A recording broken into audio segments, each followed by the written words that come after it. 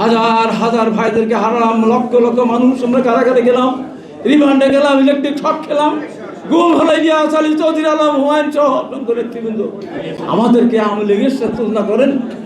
কারা আপনারা? কোথায় ছিলেন আপনারা? বিএনপিকে তো ছেড়ে একবার চলে গেছেন 46 সালে আওয়ামী লীগের সাথে, তারপর আবার বিএনপির সাথে এসেছিলেন, আবার 96 সালে নির্বাচনে বিএনপিকে ছেড়ে চলে গেছেন। কয়টি আসন পেয়েছেন? 2টি আসন। চিন্তা করছেন আগামী দিন রাষ্ট্রে কোন যাবেন? আজকের এই মুক্তিযোদ্ধা সমাবেশে পরিষ্কার করে বলতে চাই, এই বাংলাদেশে জামাত শিবিরকে বাংলাদেশের মানুষ কোনোদিনও রাষ্ট্রে ক্ষমতা আসতে দিবে না।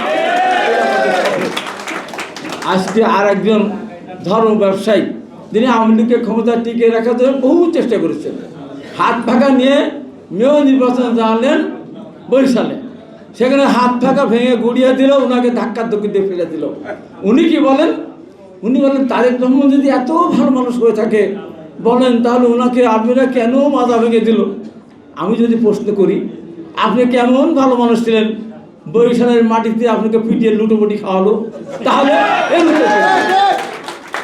এই যে আর একটা গ্রুপ শুরু করেছে কি, আর এখানে একটা ভাঙ্গির দোকানদার তাদের আভ্যন্তরীণ দ্বন্দ্ব নিয়ে একটা ঘটনা ঘটেছে। ঘটনাটা নির্মম নৃশংস। আমরা বলেছি, আমাদের নেতা জনাব তারেক রহমান পরিষ্কার করে বলেছেন, যারা জড়িত ছিল দু একজন তাদেরকে বহিষ্কার করেছেন, এবং আমাদের আইনজীবীরা বলেছেন আমরা তার আইনজীবী নিয়োগ হব না। সাবধান করে বলছে এই স্লোগান দ্বিতীয়বার শুনতে চায় না বাংলার মাটিতে। এক কথা যাবে, হ্যাঁ কি সব স্লোগান দেয়, টিনের কি টিনের চেহারা কাওয়া, তারপর আমি কি বলে উত্তোলন করতে চায় না, কি সমস্ত স্লোগান দিচ্ছে। এই স্লোগান আমরা শুনতে রাজি না। এত কষ্ট করে জীবন দিয়ে কি আছে আপনাদের? অতীত কি আছে বলেন তো? কি আছে অতীত?